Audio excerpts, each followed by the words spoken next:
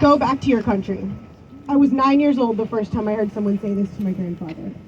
He has a beard and wears a turban. Clearly identifiable Sikh articles of faith, at least for anyone who actually knows who Sikhs are. Sikhism is the fifth largest organized religion in the world, with around 500,000 followers here in the United States. Yet we continue to experience anti-immigrant sentiments, bullying, discrimination, and violence. Based on the most recent FBI hate crime report, anti-Sikh hate increased by 82% between 2019 and 2020. Once again, Sikhs remain among the top 5 most targeted faith groups for hate crimes in the U.S. Here in New York City, anti-Asian hate increased by 361% last year. And those are just the incidents that make it on the NYPD's radar.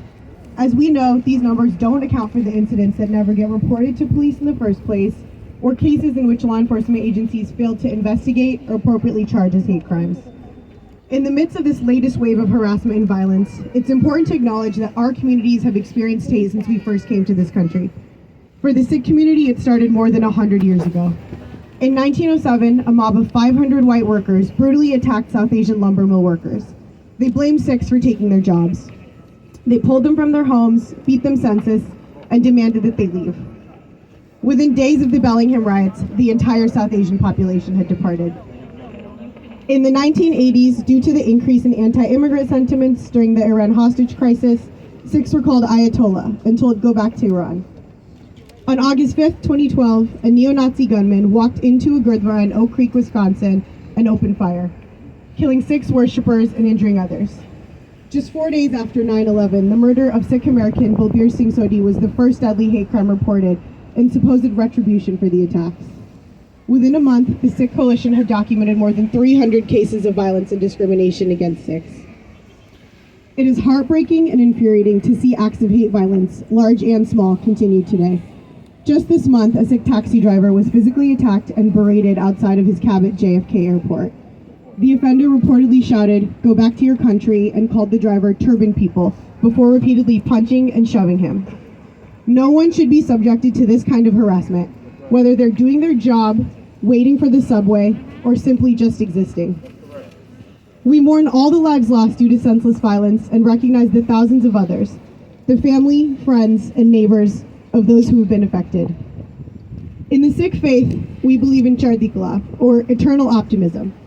And while that optimism is grounding, it does not make it less essential to implement actionable solutions to address hate. Change starts at home, with families embracing and celebrating the people in their neighborhoods. Our stories and experiences need to be taught in history, civics, and religion classes.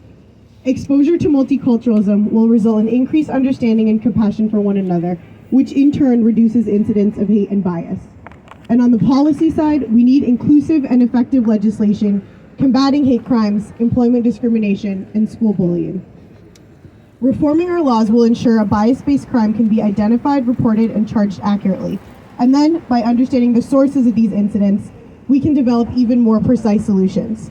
Our communities need both legislative and social change to safeguard our liberties and lives. It strengthens my own sense of Chardi Kala to see representation from so many communities, elected officials, and allies here today.